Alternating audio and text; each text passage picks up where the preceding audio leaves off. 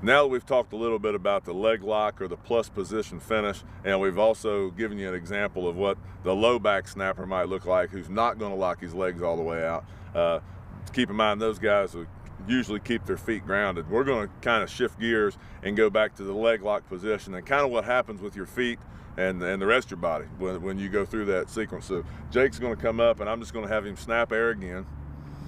All right, and what I'm going to ask him to do, he's going to go ahead and go through his snapping motion full speed here, but he's not really snapping the ball. He's just going to take his hands. And what I want to point out is, okay, step back up, just keep doing that. He's going to step up, and what's happening here as he kind of kicks it back, please understand he's not hopping back. What's happening is, as he goes through that snapping motion, just keep going, his heels are raising up and his toes are dragging backward. All right, and he's sliding back a little better than a foot, maybe 15 inches. Okay, and I'm gonna have him just keep rolling here. And I want you to notice that movement. Then I'm gonna ask him to do a hop, okay? That's a great job. Do a couple more like that. Notice how the heel comes up and he drags on his toes. There you go, one more time, okay? Excellent leg lock position, excellent getting his hands through, nice follow through, bang, right there.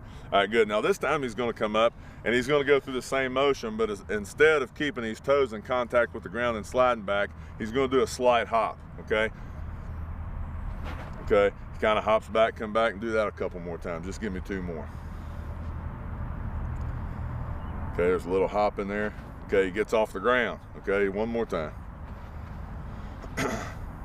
Now I wanted to give you multiple looks at each way. Okay, now you didn't jump very much there. Do one more with a little hop. Get off the ground a little bit. Okay, a little hop. Okay, great, that's a real nice job. Okay, you can relax.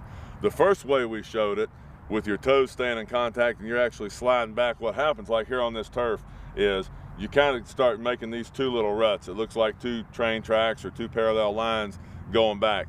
If a guy hops, as he does this drill, there's going to be a break in that line. So where his foot started to where it finishes will be kind of a segmented line, okay?